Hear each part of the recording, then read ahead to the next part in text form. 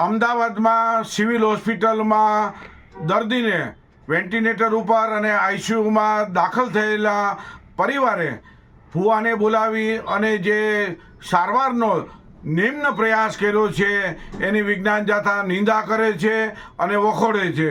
આપણે કઈ સદીમાં જઈ રહ્યા છીએ? મેડિકલ સારવારથી જ આ દર્દીને સારું થયું છે અને આવા ભવાની ઉપલબ્ધિની વાત કરવાથી લોકોમાં ભ્રામકતા ફેલાશે, લોકો મેડિકલ સારવારમાં અવરોધરૂપ સાબિત થશે અને લોકોને ઉપશંકા થશે.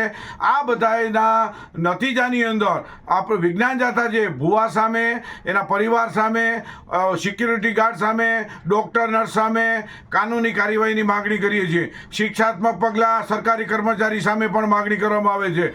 જવાબદાર કોઈ પણ વ્યક્તિ હોય, ભુવો પહેલાં તો આઈસીયુમાં અને વેન્ટિલેટર ઉપરના દર્દી પાસે પહોંચી કેમ શકે છે? એને માની લો કે જમ્સ લાગી જાય તો જવાબદારી કોની? આવા બધા પ્રશ્નો છે, અનુત્તર છે. એટલે વિજ્ઞાન જાથા છે સ્પષ્ટપણે માગણી કરે છે, જે કોઈ જવાબદાર હોય એને સેલના સળિયા પાછળ ધકેલી દેવાની માગણી કરવામાં છે. માનવ જિંદગી સાથે ખિલવાડ કરનાર ભુવો માફ કરવા યોગ્ય નથી. આવો કોઈ પણ વ્યક્તિ હોય અને આવો બાધા નાખે અને માનવ જિંદગી સાથે ખિલવાડ કરે, મોતને પેટાડે, એવા શખ્સો સામે કાનૂની કાર્યવાહી કરવી જોઈએ. વિજ્ઞાન જાથા પણ માહિતીનો સ્ત્રોત મેળવવા પ્રયત્ન કરે છે, ફરિયાદ સંબંધી પણ વિચારણા કરે છે.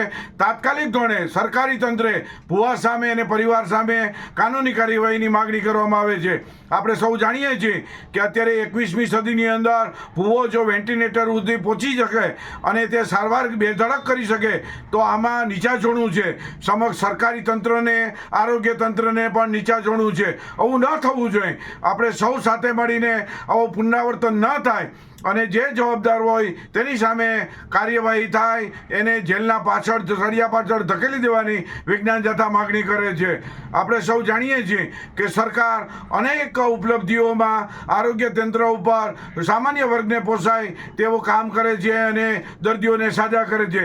ત્યારે માત્ર એક ભુવો છે, સમગ્ર સમાજને ગુમરાહ કરે, બ્રહ્મા ફેલાવે, જે ચલાવી ન લેવાય, માફ કરવા યોગ્ય નથી. એની સામે કાનૂની કાર્યવાહી અને ડૉક્ટર અને દર્દી કે નર્સ કે સિક્યુરિટી ગાર્ડ સામે શિક્ષાત્મક પગલાંની માગણી કરવામાં આવે છે. સાંજ સમાચાર ફેસબુક પેજને લાઇક કરો, વિડીયો શેર કરો અને વધુ વિગતવાર સમાચાર માટે sanssamachar.net વિઝિટ કરો.